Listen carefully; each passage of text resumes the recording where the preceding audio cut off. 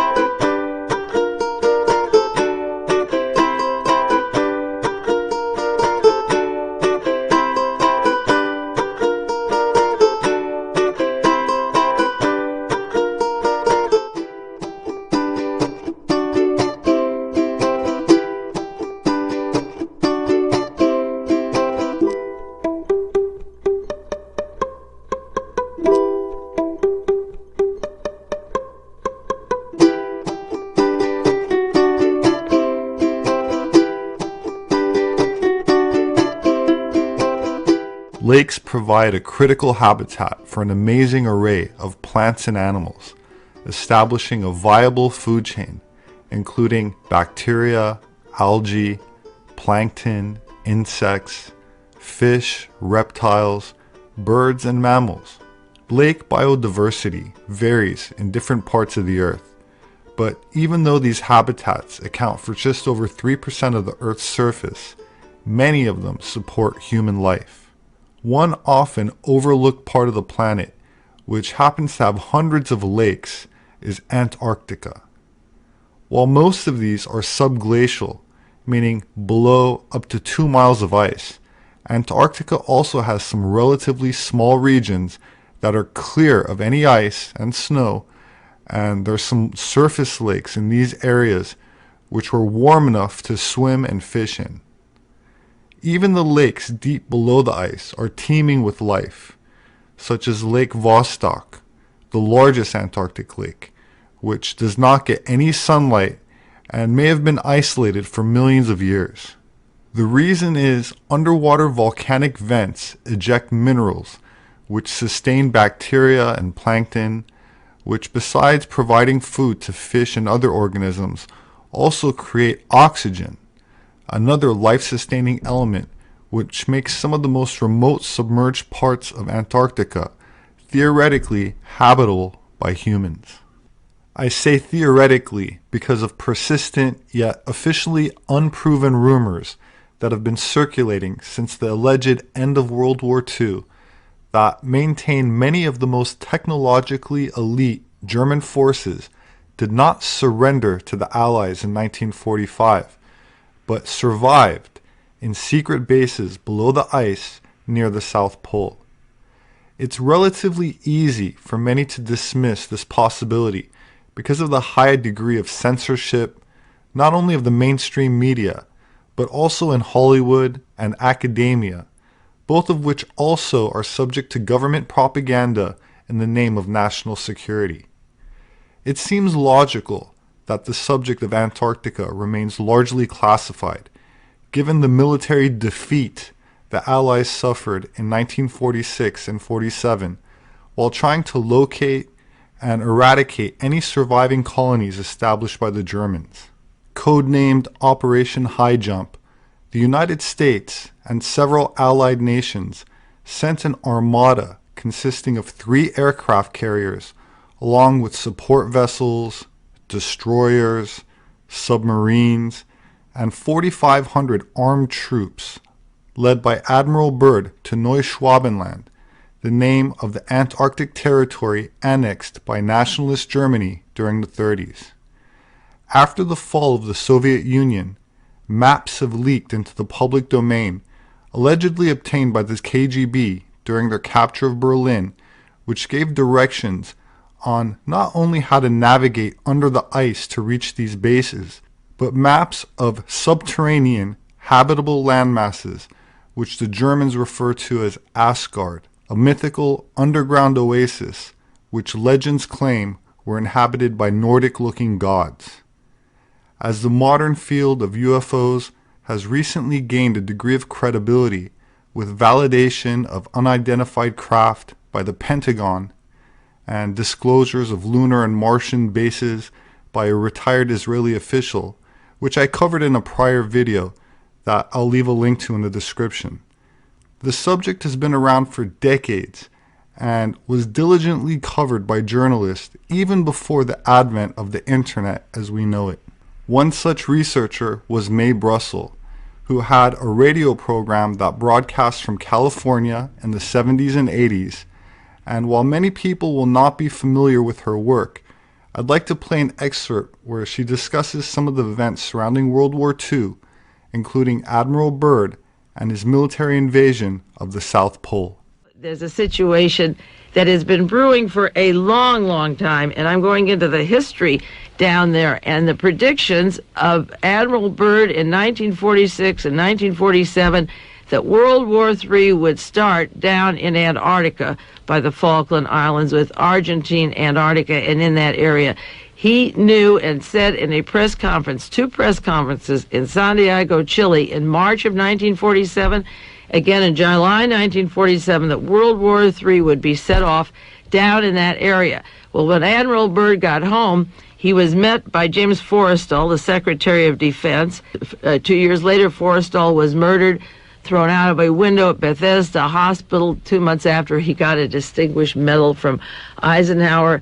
Forrestal was with Admiral Byrd on consultations.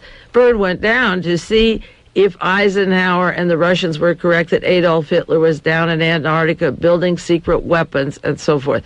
All of the papers of Admiral Byrd are locked up top secret to this day. They're not available of what he saw, and right after he was met by Forrestal, shortly after that, Forrestal was murdered. And I'll give you the references on some of the books on the death of Forrestal and the meeting with Admiral Byrd. First of all, the Guinness Book of Records at the end of World War II, the greatest unsolved robbery was at the end of the war when the Reichsbank treasury was emptied of all its money and the bank vaults in Berlin were completely emptied out, and the headquarters for the World Monetary Fund in Basel, Switzerland, found that they had $15 billion in circulation that shouldn't exist. There was forged money. The code name was Operation Bernhardt. There were expert forgers. And so that this is the kind of money that could finance the operations that they're describing in this book. The prelude to the operations was that the money was available and somebody was making the equipment for these people that this book is writing about and manufacturing secret weapons for the future. Now, this book claims that Hitler planned far ahead to have a colony down in Antarctica. And if you buy the maps put out by National Geographic, 1957, there's a map of Hitler staking in 1939, 1937, his territory in Antarctica. He sent polar expeditions out. This book says the secret Nazi expeditionary force was headed by Captain Reicher, R-I-T-S-C-H-E-R,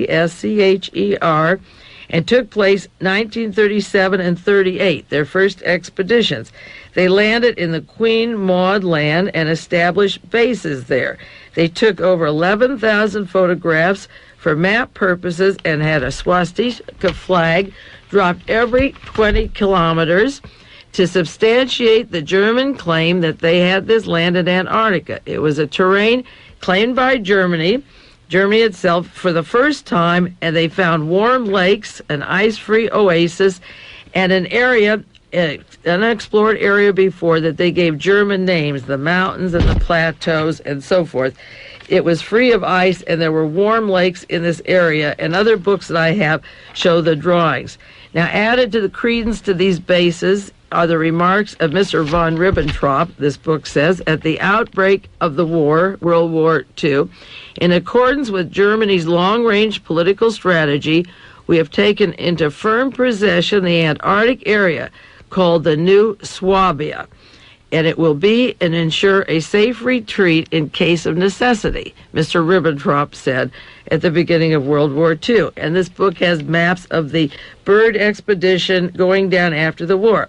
They said Antarctica would be an ideal place for bases. There was no rust, no germs, no illnesses or decomposition, no bacillus, no flies, no bugs, and not even a common cold would survive. It would be a perfect place to live. And they show the food in the trays for somebody like Adolf Hitler, who was a vegetarian.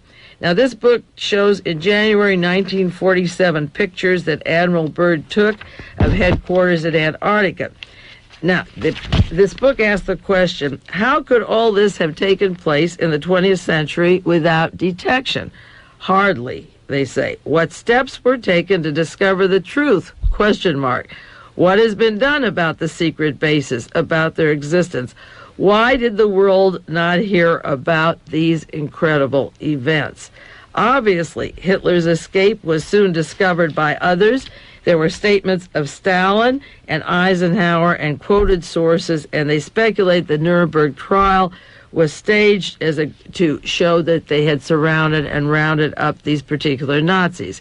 Washington, Moscow, and London decided that they had to go down to Antarctica to investigate what was happening, so they used the excuse of scientific work and set up a large expedition with 4,000 specially selected elite United States Navy troops with an 8-month food supply, 13 ships under the control of Admiral Byrd to make, in quotes, a scientific expedition composed of military types and no scientists.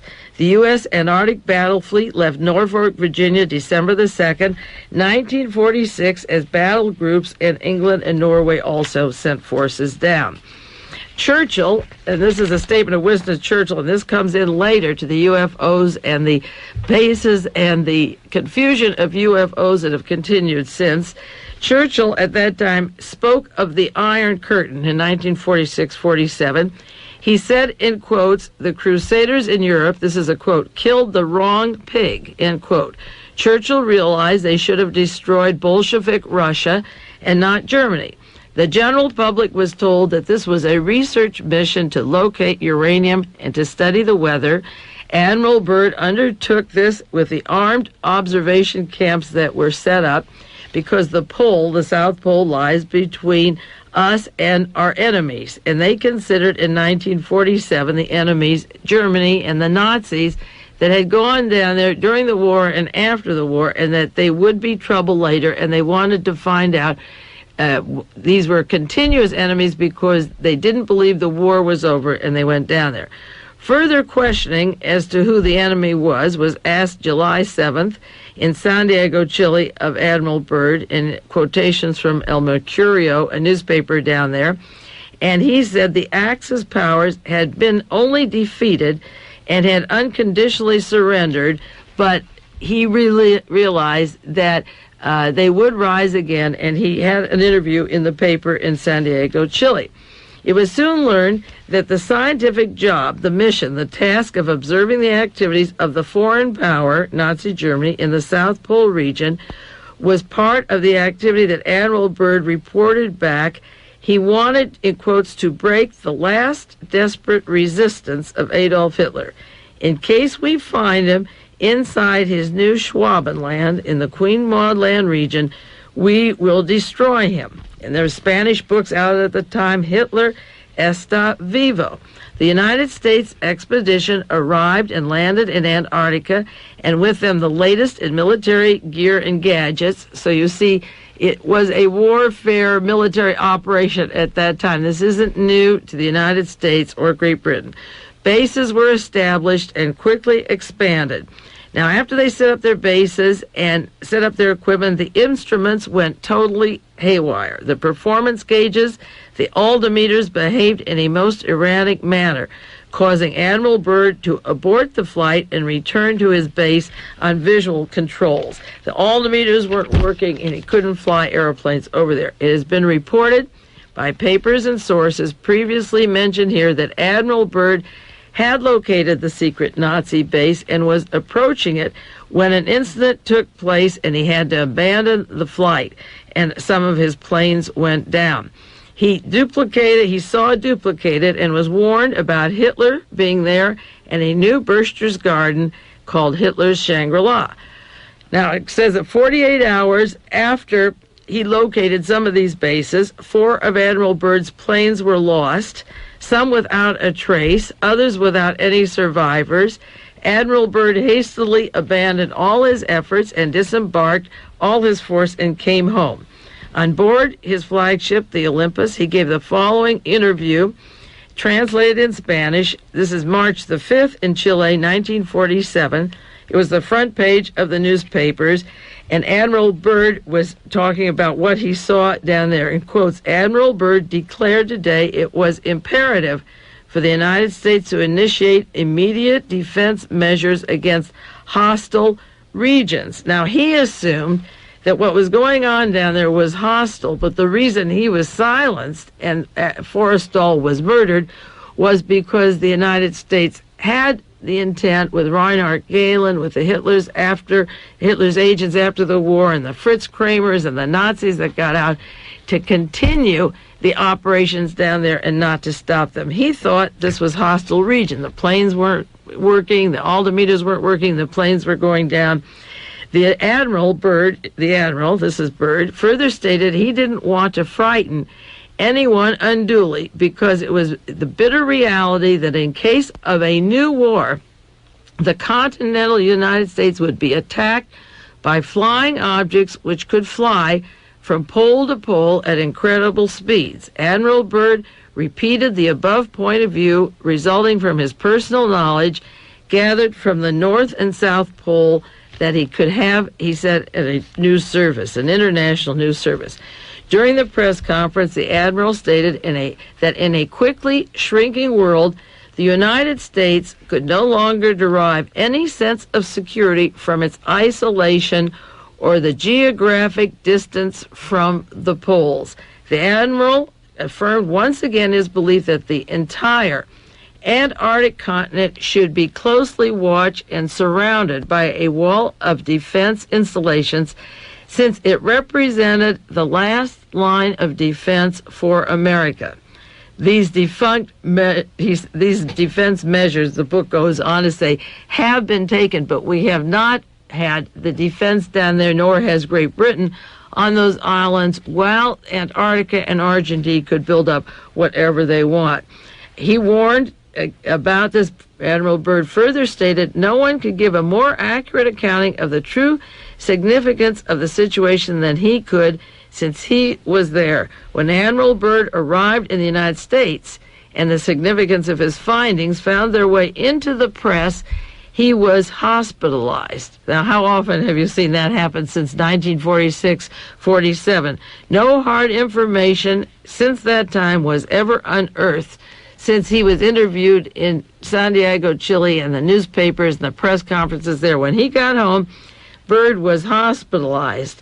No information came out after that. It seems that his frank statements to the press in South America on board the Olympus were not appreciated by the powers that be in Washington. Now, keep in mind, in 1946, 1947, that Hitler's chief of intelligence was in Washington, in the Pentagon, setting up the National Security Council, the National Security Agency, the CIA. We didn't have until it was formally inaugurated in 1947, but those years from 45 to 47, top Nazis from Germany were in the United States Pentagon making the plans for the future. Now, what is the future? The future is what you will see in tomorrow's headlines or what you read today. That is the future. That is now. This book says when he was the first victim of a long string of prominent people removed from circulation. Now, these authors knew that he was the first of a long string. I'm sure he wasn't the first, and I know he wasn't the last, but I have said that many people have been hospitalized, have been caused, in quotes, their suicides, have been murdered, who had any inkling to catch on to these long-made plans that literally were traitors taking over America to continue what Churchill thought should have been done, fighting the Soviet Union at any sacrifice, so that eventually our country is worthless in terms of what we're doing to our people here, and we've been geared to this war machine for this long, long time.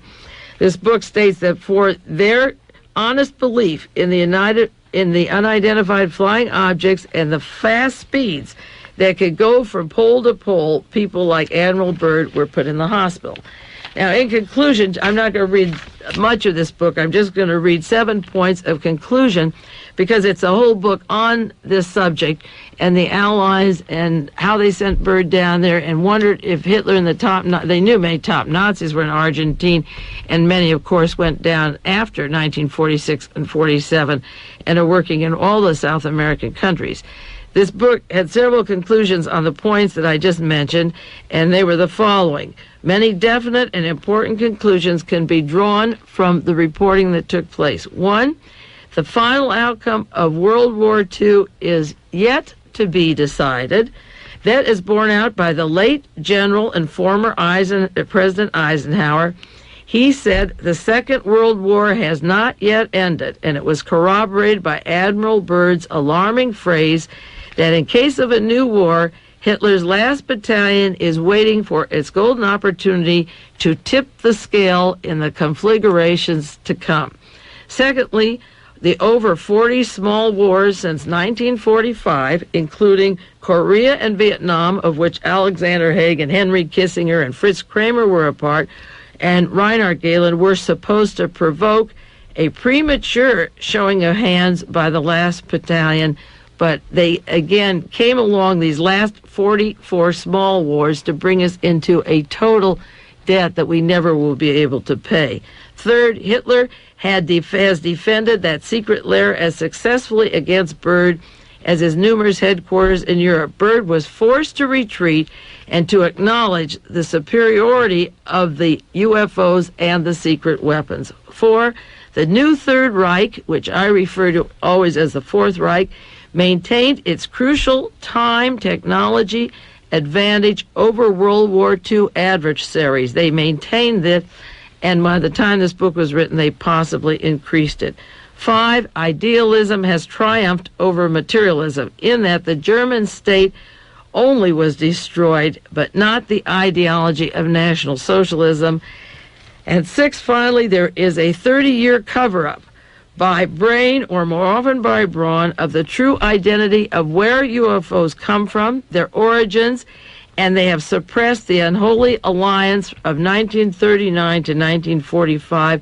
The only real reason for the UFO cover-up, and this book was written a while back, and don't forget, when this was written, they didn't know that in 1982, of April 1982, the United States Supreme Court said you cannot have information on UFOs. It's national security. Everything on UFOs that you need to know is locked up.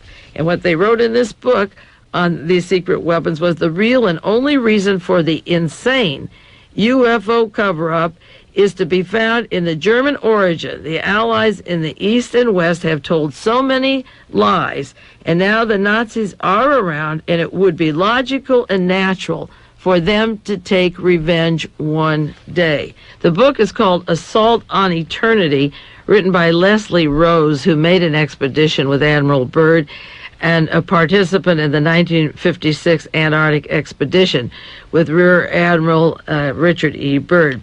This author referred to Byrd as a political admiral who was considered one of the nation's top military explorers, and he died in 1957. 23 years after his death, this Leslie Rose wrote in the book, the access to his papers remains closely guarded by his family. Now, all I have is a book review from the Washington Post. I don't have the book. It's been a long time, a year and a half, but I don't have it yet. The papers of Admiral Byrd are locked up, and this biographer wanted to write a story of Admiral Byrd having gone on an expedition, but discovered that he was forced to cut the plan short when he was denied access to the Admiral's papers. This is somebody who went on an expedition with him in 56, but the 46-47 expedition was covered up. It was called Operation High Jump. It was after the World War II expedition, and that's what led Byrd down to Antarctica. Admiral Byrd had enemies within the service, this author said, because he had high up political connections that helped him leap to higher rank over others that came before him. Now, this is what happened to Alexander Haig, who graduated from West Point and was about 243rd down from the class and jumped above all of them to go over with Douglas MacArthur in Korea when he got out of West Point. He leapfrogged through the help of Henry Kissinger and the Rockefellers, a hand-picked general, to leapfrog. And the question is, did Admiral Byrd get his advantages because he covered up and allowed to be locked up what he saw in 1946 or 47. This book has just a brief description of the way, the book review, of the way the material was locked up, and mentions that in 1947, when he returned, he was met by Secretary of the Navy James Forrestal, who greeted Admiral Byrd when he returned from that trip in Antarctica. I have several books on Forrestal. One is The Death of James Forrestal by Coral Simpson. They describe it as a murder mystery, not fiction. The murder of the first Secretary of Defense, James Forrestal. This book came out in, let me see if I have the year here, by Cornell Simpson, Western Islands publisher. I didn't write down the date that was published. I'll have to give that to you next week if you want. They said this murder was the overwhelming result of assassination plot, and it goes into how he fell out of the hospital at Bethesda, Maryland on an alleged suicide, but they concluded it was a clear case of murder. That's one book on Forrestal. Another one that I have, James Forrestal, A Study of Personality and Politics by Arnold Rogow, R-O-G-O-W, published in 1963 like Macmillan. May 22nd, 1949, James Forrestal, America's first Secretary of Defense, plunged to his death from the 16th floor of Bethesda Naval Hospital. He had been put in there for psychiatric treatment, and also when Byrd came home, as I say, he was put in the hospital for other illnesses. I don't know what they called it. They described him as an intellectual poseur, expert on Wall Street and big business. He worked with the power elite. Forrestal had rejected Catholicism and converted. It's a story of his biography, the controversies of Forrestal and his death, building up to his death at Bethesda Naval Hospital, and considering the links of Admiral Byrd and the secret papers to the Secretary of Navy, because Byrd was an admiral and Forrestal, he was Secretary of Defense rather, he had to report to him, and tragedies and secrets followed everything that Byrd set out to do. He set out to find the answer to some questions, and all of his machinery went astray, and planes went down, and bodies weren't found. And he gave an opinion of what was happening and warned about World War III down there, that World War II never ended. And then the fellow that he reported to was dead, and Forrestal had been put in a hospital. The Washington Post had an article this week, or just last week, March 30th, Reagan backs Antarctica study. Would you believe that? It's a news story. President Reagan has affirmed his administration's commitment to conduct scientific research in Antarctica with other Antarctica treaty signers. Do you have any idea of the budget the United States has mailed down to Antarctica since World War II? If you go to the bookstores, the federal government bookstores such as Golden Gate in San Francisco, or the government printing offices, get the back literature. I have it in my files, a lot of it on books available to Antarctica. The building there, the shipping there, the money going there, the equipment going there. The United States hasn't let a hunk of ice sit there with a bunch of penguins on it and pretending we don't know what's going on there. This has been a place that is going to be more in the news. We've built it up, and now the chickens are coming home to roost, and I hope you're ready. Reagan asked the National Science Foundation to continue a budget to manage the Antarctica program. Can you imagine anything so asinine or insulting, as if it hasn't been going on continuously, and all that area is charted out and mapped? There's the Rockefeller Plateau, there's the Hitler area. Get your maps on Argentina and Antarctica and how close it is to Argentina, and see what's really going on.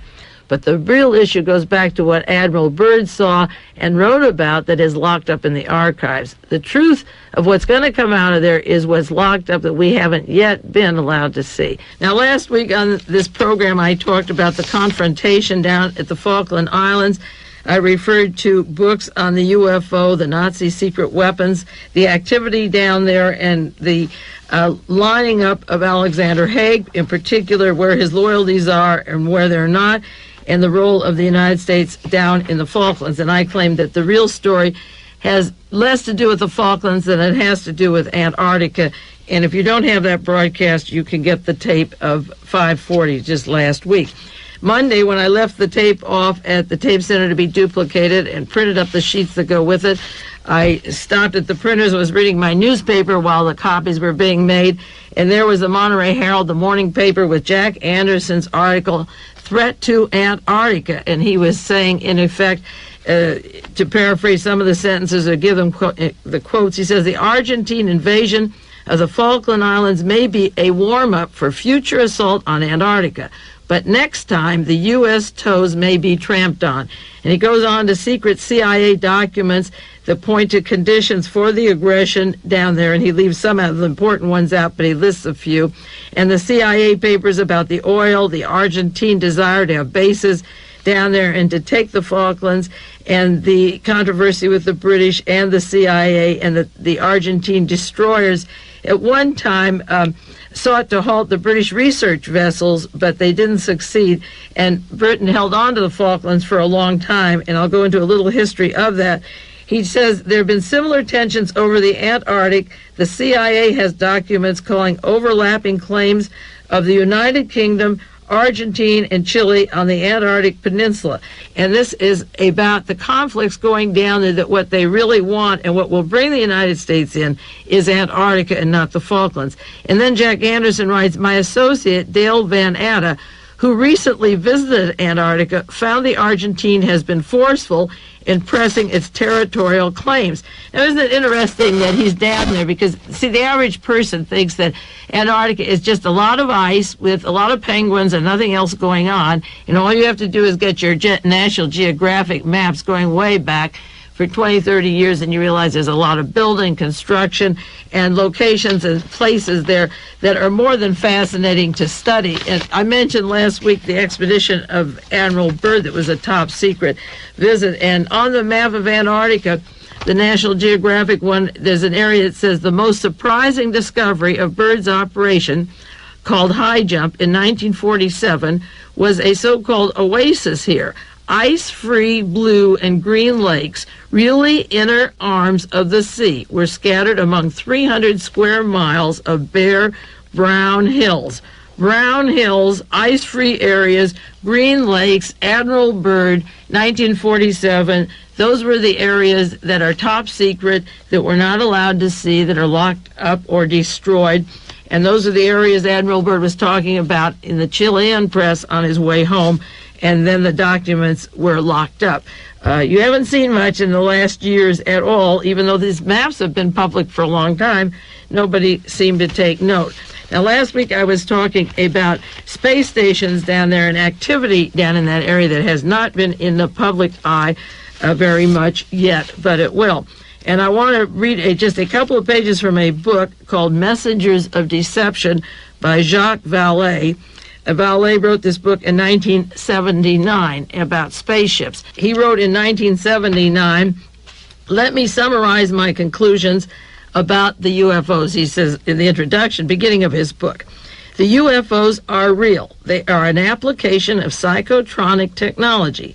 They are physical devices used to affect human consciousness. And the reason I'm reading this, for those of you that didn't hear the program last week, is that there is a lot of literature and a lot of hard evidence that the UFOs are man-made, and they're made down in Antarctica by the Nazis as weapons out of Argentina and into Antarctica, and with the United States technology also, in collusion with the United States Air Force and NASA and Nazi scientists. And that's why this area is so important. He says they may not be from outer space. They may, in fact, be terrestrial-based manipulating devices. Their purpose may be to achieve social changes on the planet. Their methods are those of deception, systematic manipulation of witnesses and contactees, covert use of various sects and cults, control of channels through which the alleged space messages can make an impact on the public. He says the UFO researchers must realize that this involves, he says, politics. The UFOs will make an impact on our social reality. They are part of our political reality. They will show, his book, he says, will show the brutal consequences of the models, the way the UFOs are used, the apprehension that will give people, leading to the mutilation of animals that are taking place throughout the western states, are part of this psychological manipulation. He said, a friend who read this book in manuscript told me not to publish it.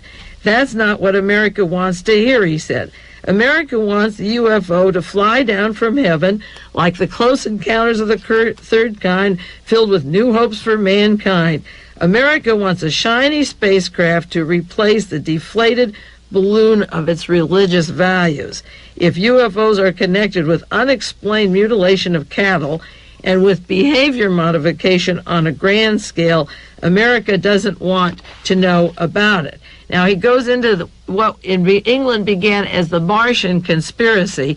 Incidentally, the arrival of the Martians was a sensational success, the Orson Welles show in New Jersey in 1938, the story of the Martians. So the British intelligence used the title of the Martians, and he said in his book it was used by British intelligence during World War II. It had nothing to do with the Red Planet. It's a spy industry created to keep the Allied command informed on the moves and intentions of the Wehrmacht, of the German government.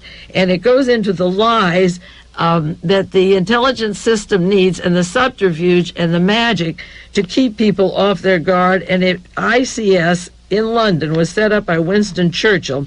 It was called the controlling system, the ICS, and it was weaponry by special means of disinformation. And the work of the Martians was to manipulate people, friends and foe alike, and keep them off their guard. Now, the London Control Section, LCS, set up by Winston Churchill to use special means, was run by a Colonel John Bevan. They had members, a Major Morley, Derek Morley, a financier and shipping magnate, a Major Noel Gordon Clark. They used a Professor Neville from another well-known person in British society, and they had links to various people in espionage that went into the Middle East. Colonel Sir Ronald Wingate. Wingate was the son of Wingate Pasha of the Sudan, a cousin of Lawrence Arabia, who was also in British intelligence in the Middle East. Leading businessmen, shipping magnates, millionaire industrialists, large spies were used in the LCS, the London Control System of Winston Churchill, and they used the number XX double cross. But what they were going to do is manufacture and deliver intelligence that was confusing to people. And the beginning of this spy system during World War II then was transferred over to the disinformation department of the UFOs and the flying saucers, while the Nazis continued to build those weapons down in Argentina or in South America. If they are man-made, that's where they're coming from. Jacques Vallée had 6 consequences, social consequences, of this kind of disinformation operation, and I'll just read one of these to you, or two. He said the belief in UFO would widen the gap between public and scientific institutions. Someday our society will pay the price for the lack of scientific attention given to the UFO phenomena that we should have had, that the scientific will fight the other person who wants it to be spiritual and break them in two, where they should have applied the scientific principles and studied it right away. And then he says another motive is the irrational motivations of people based on faith are spreading hand in hand. As things go bad, we want to believe in something. It has no scientific basis that it's coming from another planet or another place, and we'll hold on to it, and it will split us apart on what we believe in. I know this is true because I'll do a lot of research on one subject, such as the Kennedy assassination, and then other researchers will say, well, stick to Kennedy and don't get to UFOs because they're impossible and that's off the wall. And it divides you from studying them simultaneously with each other and then coming to the same conclusions or differing based on actual evidence. And that is one of the purposes, to divide opinion and break people up while the activity was going on. For those of you who have the book, The Crime and Punishment of I.G. Farben, the large chemical compound that has been written up as being the network for, again, the supremacy, the end of World War III, finalizing World War II, and controlling us through corporations and chemicals. During World War I, the chemical compound in Germany needed gunpowder. They needed salt. They had to go to Chile for saltpeter. They had to get synthetic ammonia in order to make gunpowder, and they had to scale the world and find out where to go it. They had to convert the ammonia into nitric acid. This is the book on I.G. Farben. The munitions industry needed nitric acid, and they looked around for various areas where they could get it from, particularly from Chile. And then there was a shortage in nitric acid during World War I. And all of a sudden, the German Admiralty, according to this book, devised a bold and imaginative plan worthy of the stakes involved. The goal was to capture the British-owned Falkland Islands. This was during World War I, an unfortified coaling and supply base for British naval vessels at the tip of South America.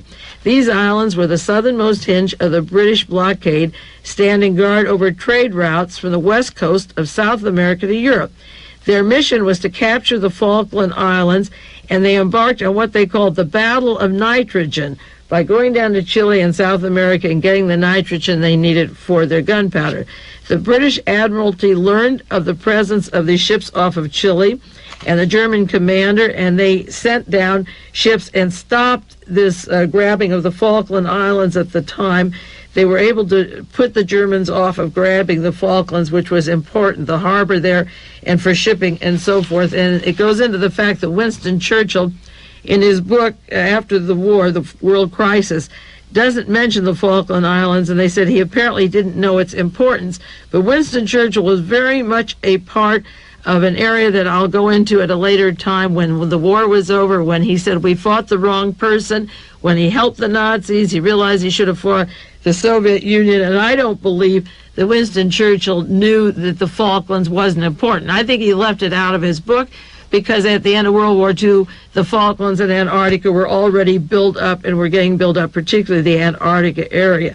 So that the Germans had to turn back, and the Germans' dye stuff industry had to go other places. They were looking for bromine, chlorine, and so forth down in that area. But Falkland was important there for the war materials in World War I, so you know that it's important right now, and it's been an area that we haven't been taught about in our schools in geography, but other people have watched it very carefully. The conflict of the Falklands is the sea routes, the entree to Antarctica. Antarctica has been built up for years. It was staked out in the 30s by Admiral Byrd, by Adolf Hitler in late 30s, 38, 39, that there is atomic energy down there, there's desalinated water, there are roads and industry. It is a prototype for space stations. It controls that area, controls 3 major seas. It is strategic for future wars, Star Wars, space wars, and yet the British, the Americans can't really talk about what it's doing there, what the trouble is, because we armed this thing secretly. We have had secret passes to get there. It is one of the best kept secrets of the past 30 or 40 years, the bringing of Nazis to this country, to Antarctica, to Argentina, to South America with the technology for the weapons for the next war. Spotlight also has a story, Britain terrified by Gaucho bomb. We told you an article last February the 8th, Argentina had nuclear capability and how it was achieved. And they say now the media is trying to blame the Nazis behind it. It's not just Nazis alone. It's a lot of big money that has allowed the Germans to transfer this technology from Germany down to Argentina. Sure, the German scientists and the Nazis designed it, but it's very important to know that not Nazis alone have made this mess in these various countries. And the Falklands are important because they're necessary to study for what the major media has kept from you in terms of technology, of military hopes for the area, how it'll be controlled, because the goal of Adolf Hitler and the Fourth Reich and the Bormann Brotherhood was to control the airways.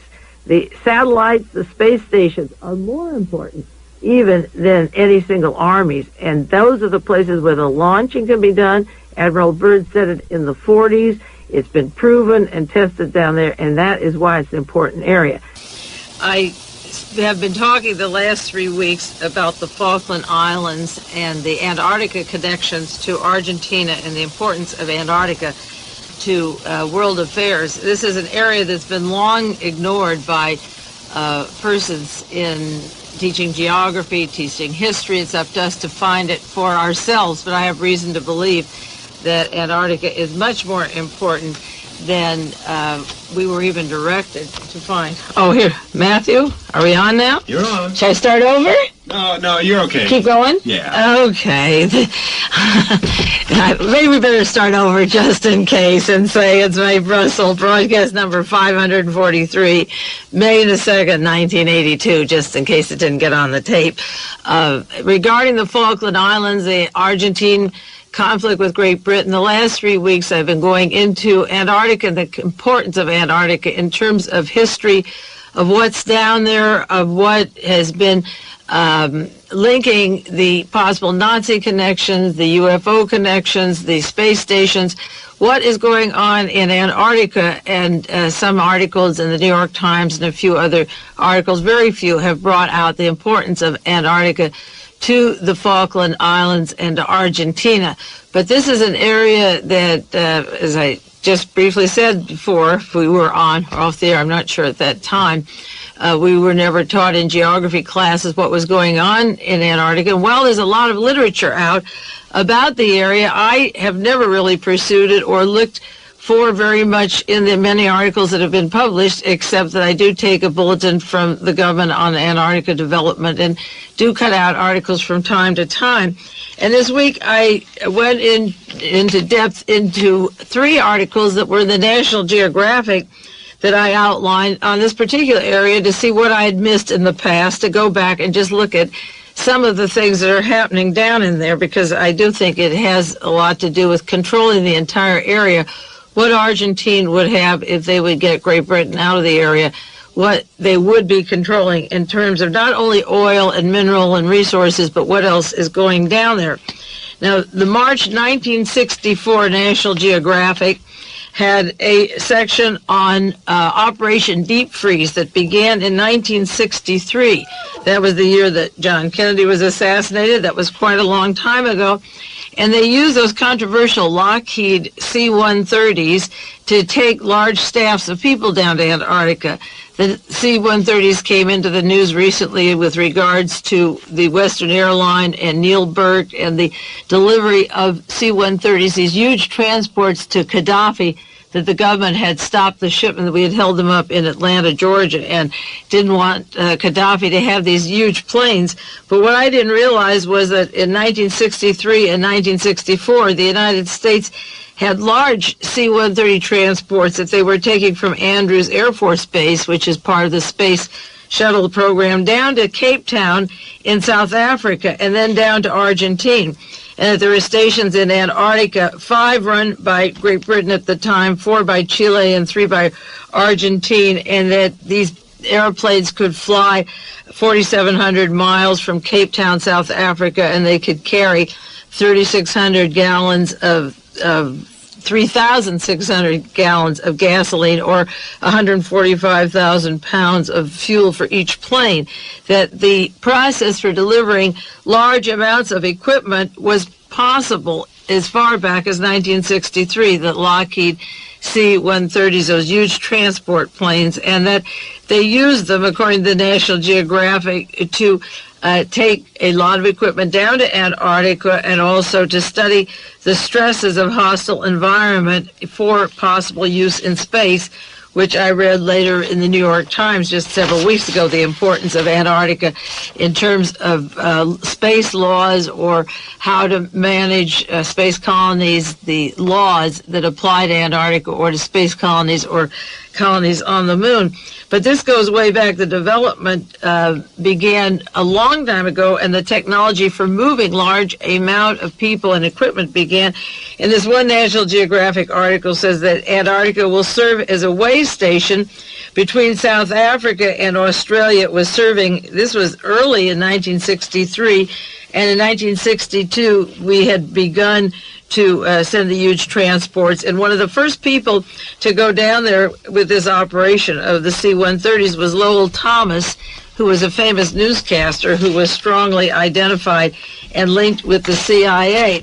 Another article I read about Antarctica that was even more interesting, the National Geographic October 1968, was just a mind-boggler.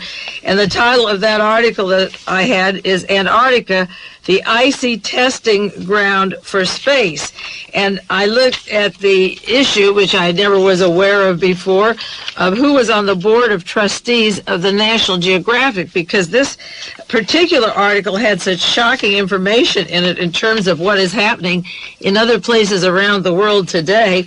And on the board of directors was Lawrence Rockefeller, Juan Trippe, that's Trippe, who was chairman of Pan American World Airways, and that's the airline that was trying to get monopoly of all the routes to South America and down to this area. And they fly Navy planes down to Antarctica. This was in the National Geographic article. Their Pan Ams are available for the Navy to fly down there also. This last week, Eastern Airlines was given the route that Braniff had to stop the monopoly of Pan Am throughout entire South America. But Mr. Tripp was honorary chairman of the board of Pan Am World Airways, was part of National Geographic Society, and Earl Warren, the great Chief Justice of the United States in 1968. Now, Earl Warren headed the commission to investigate the murder of John Kennedy, and there were Nazis involved in Argentina that he covered up in his investigation purposely. He had information that he could have pursued down to Argentina of the links to Lee and Marina Oswald, and to Lee Oswald in the Dallas-Fort Worth area with Walter Dornberger and the space program, the Werner von Braun and the Nazis that were linked to Bell Helicopter Aerospace in Texas. Earl Warren had covered up the Nazi connections of those persons down in Argentina and in this area, including Werner von Braun, who would travel down to Antarctica. He was a visitor down to see these stations that he called future moon stations. Earl Warren was on the board of the National Geographic, and also Curtis LeMay, former chief of staff of the U.S. Air Force, and Mr. William Martin, Jr., chairman of the Board of Governors of the Federal Reserve System.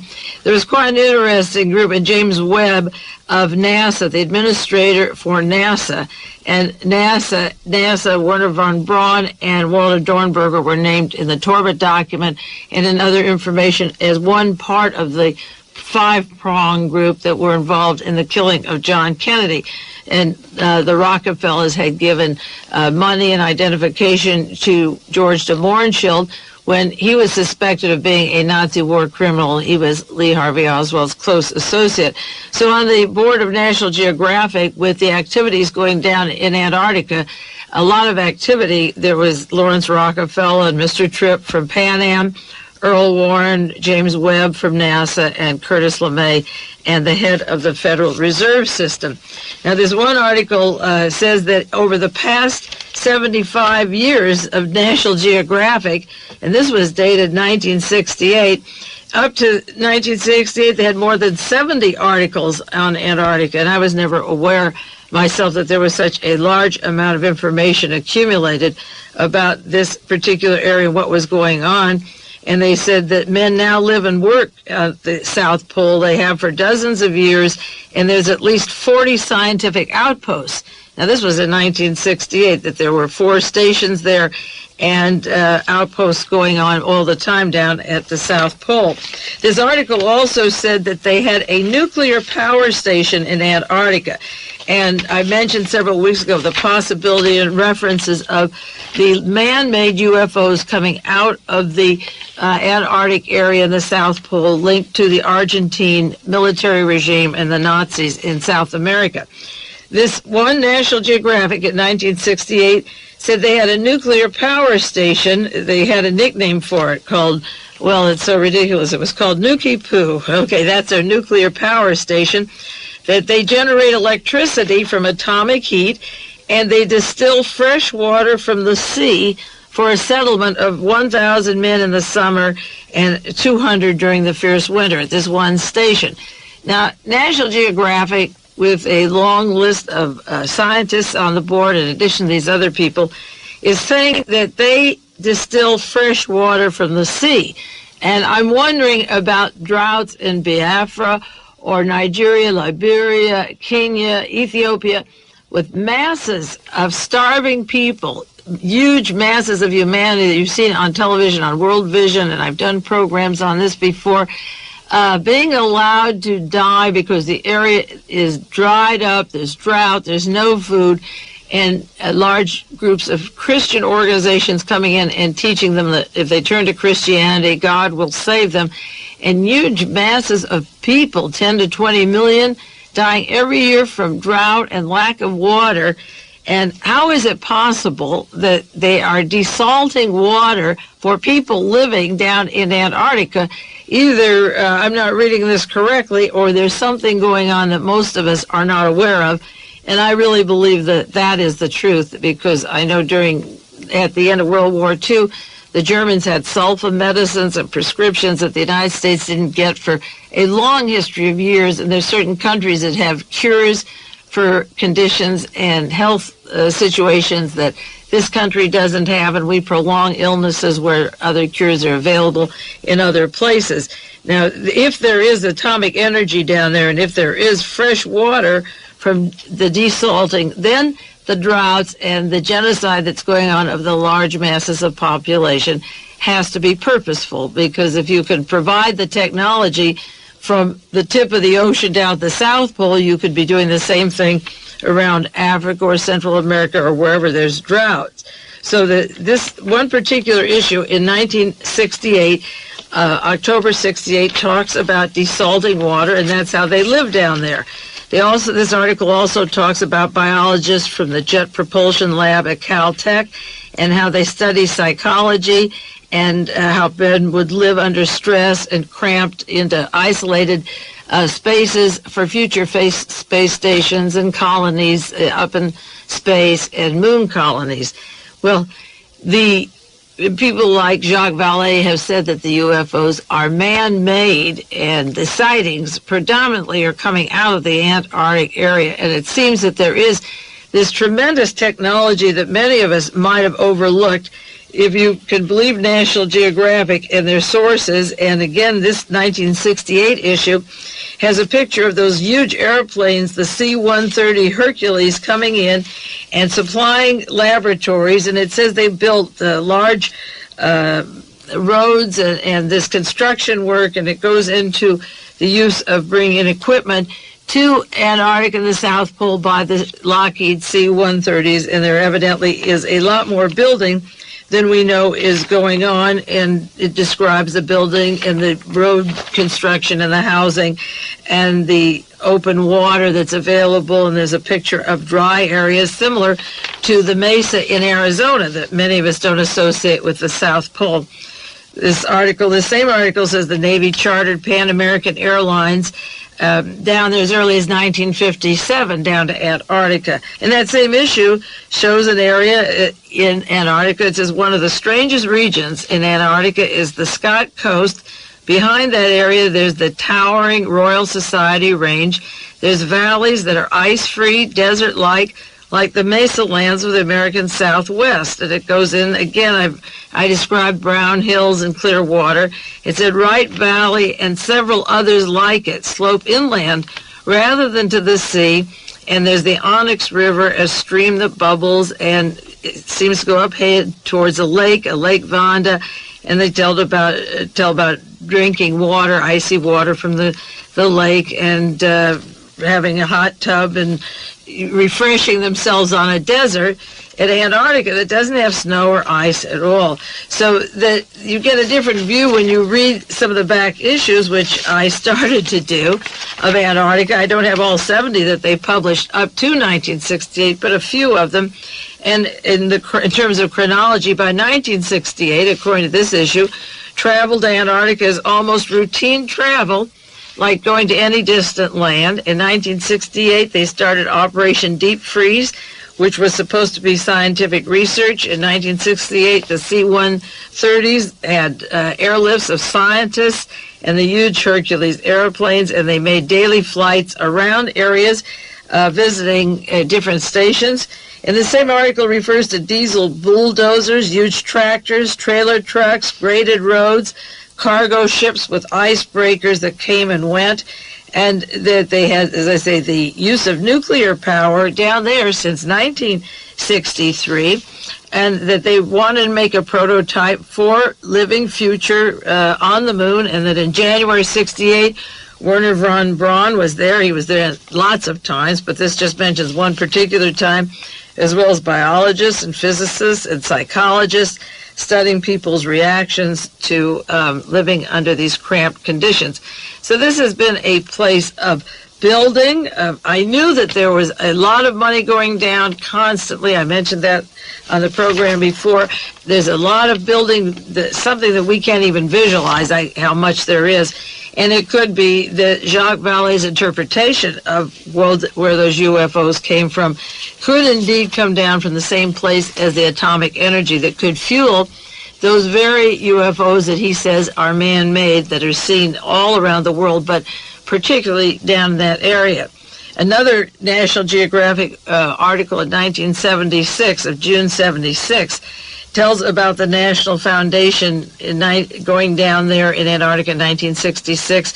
And it gives a little history of Admiral Byrd and his first exploration. And I talked several weeks ago on the secrecy of Admiral Byrd's papers of what he saw in 1946 and 47 that are locked up.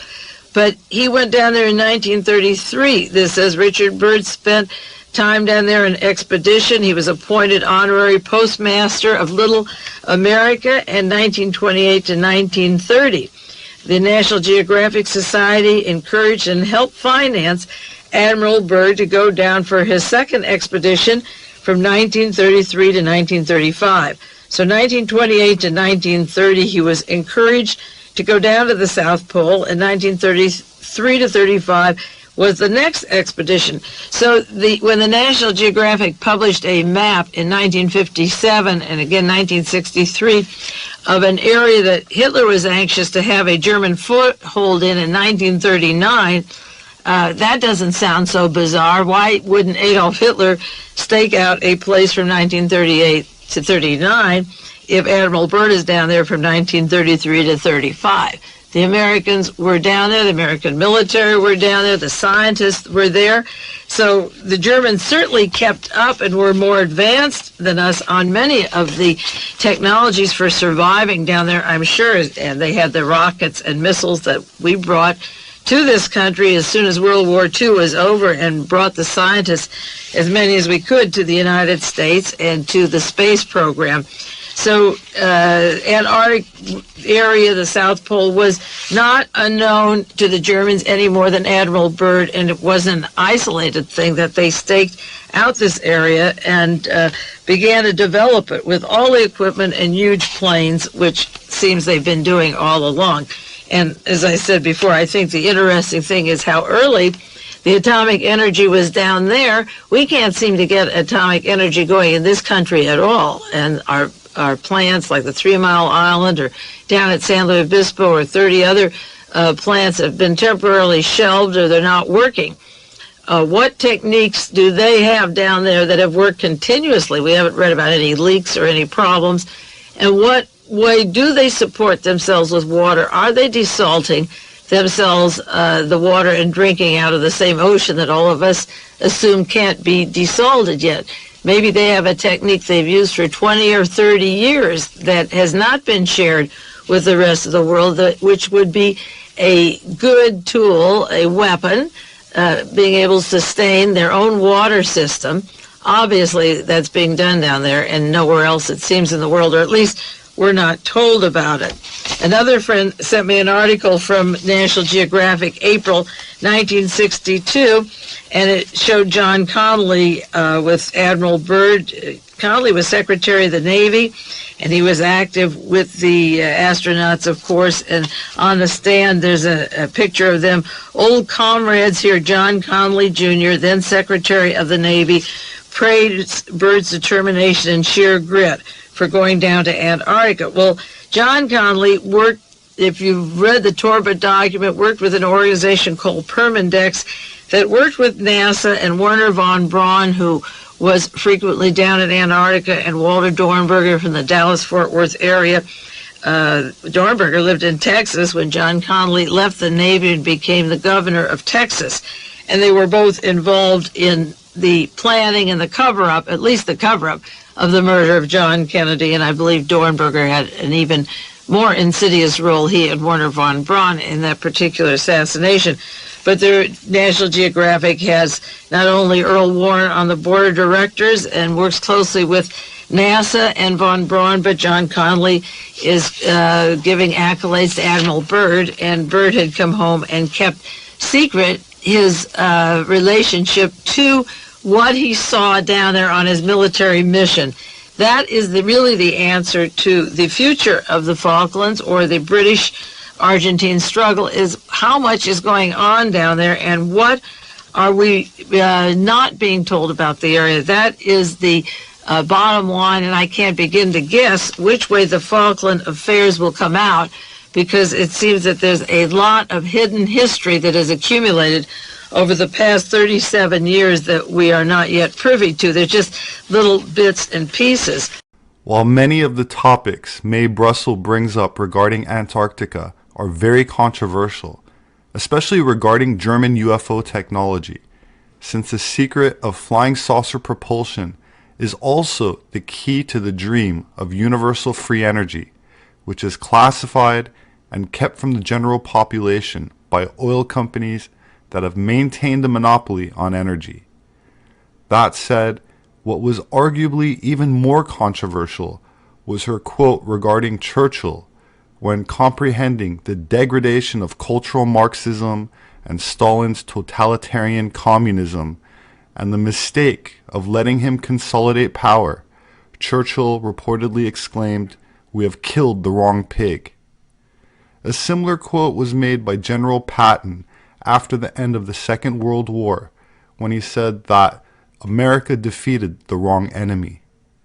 Of course, the powers that be are more afraid of people waking up to the truth about World War II than any other topic, which is evident by the degree of censorship that exists whenever the official narrative is challenged. One can't help but wonder, what if Churchill, Patton, or the soldiers that died during World War II could see the world today? Would they still volunteer to fight with the same patriotism and optimism? Or would they look at the corrupt media, world leaders, and question who the real enemy is? My name is Robert Sepper. I'm an anthropologist. My published work is available on Amazon, as well as through various other major book outlets. They make a great gift. If you'd like to support my work, you could do that through patreon.com. There should be a link in the description section for those that are interested. I appreciate it. Thank you. Please hit the like button and subscribe for future updates. As always, I look forward to reading your comments, so please leave me your thoughts below. Please have a wonderful weekend, and I hope to see you again soon.